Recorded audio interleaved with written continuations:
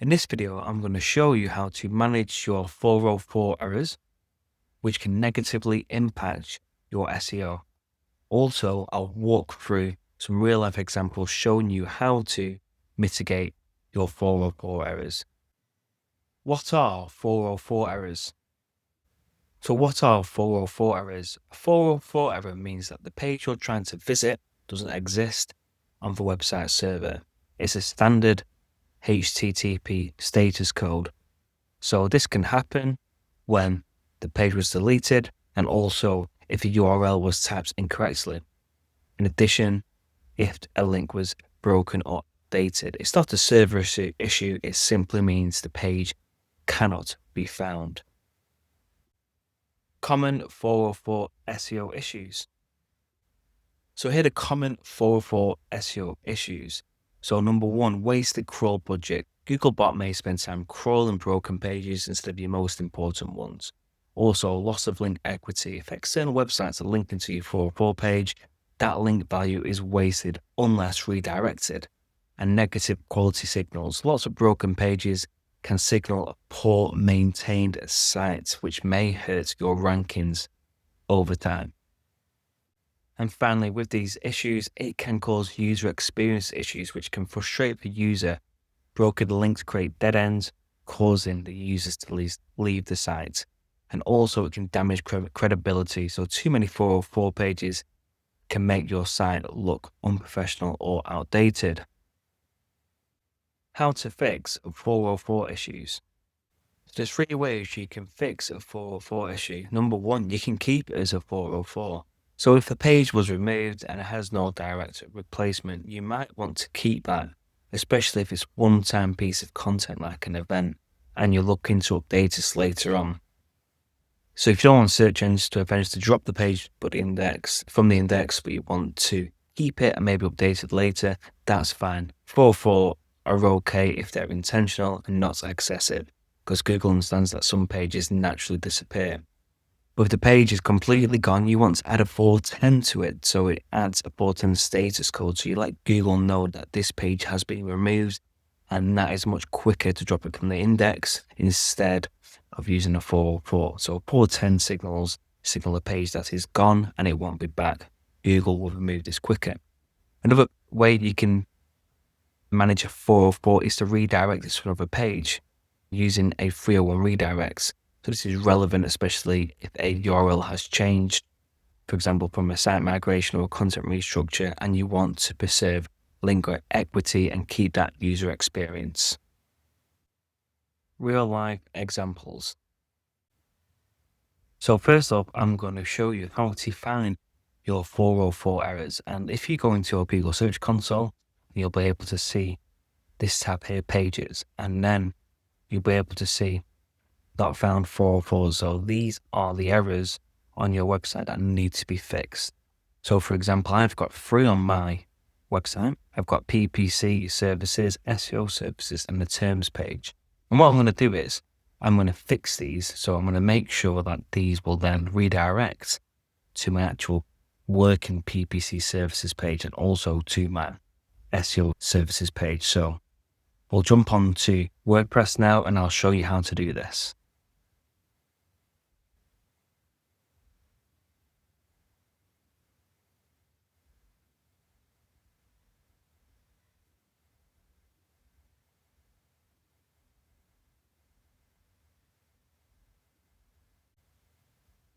So I'm in WordPress and I'm going to redirect my URLs. So it goes from the old working URL not working to the new URL.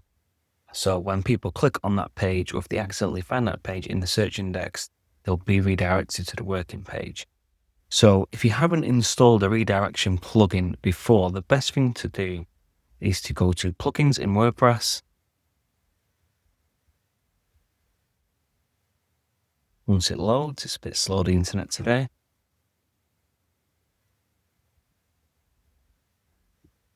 And here we are. So you go to plugins in WordPress and you can add new plugin. And then if you type in the redirection tool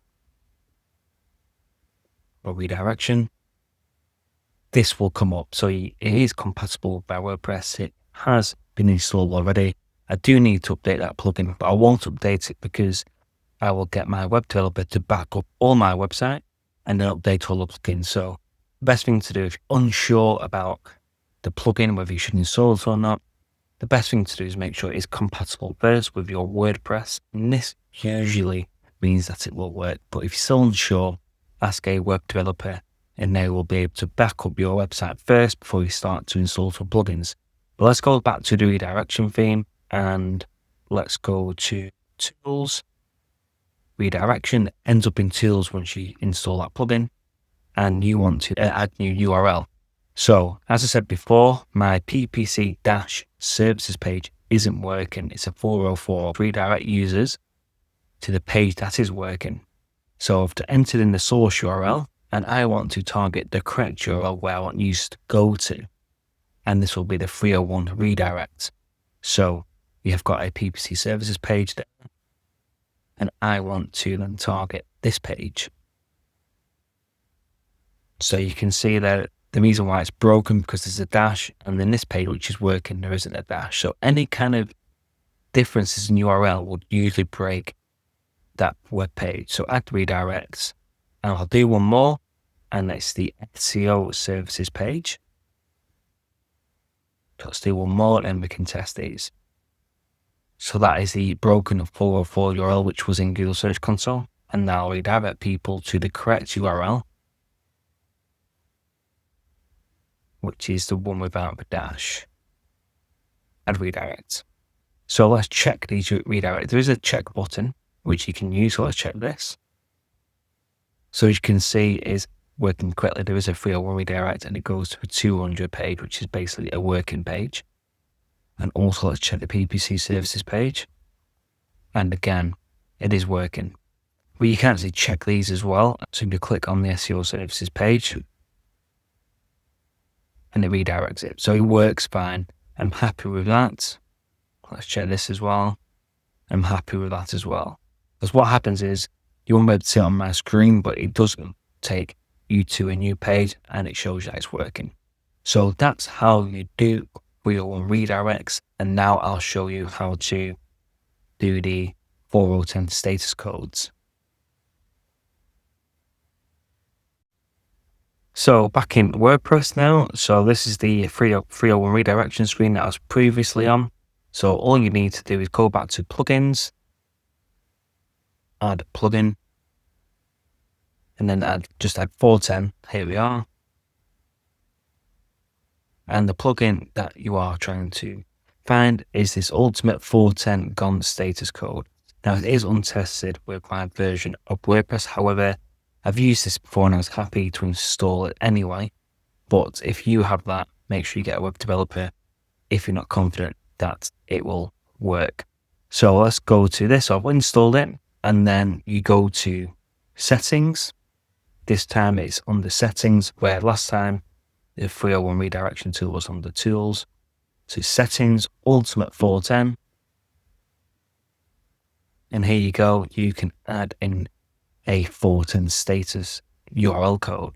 So all you need to do is add in the code there. So you can have hello world and add that.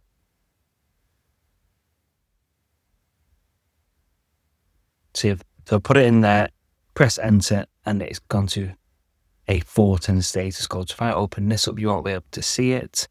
I will share this tab instead. So you can see here that when it's opened, it has 410 gone. And you can see the status code here and here. So this will tell people when I come to the site, this is now completely gone. Do not come back again. This page is gone. And this is really helpful if you have loads of 404 pages on your site and you're not going to update them. So if you have loads, what you can do is that you can actually upload a CSV file. And this is good because you can upload a huge file with all the different 404 pages on there, and you can submit this to WordPress. It doesn't take you ages to individually submit these URLs. So this will help Google to crawl your website more effectively and efficiently. And if you can help Google do that, Google will like you more, and most likely they will show your content and help you with your rankings.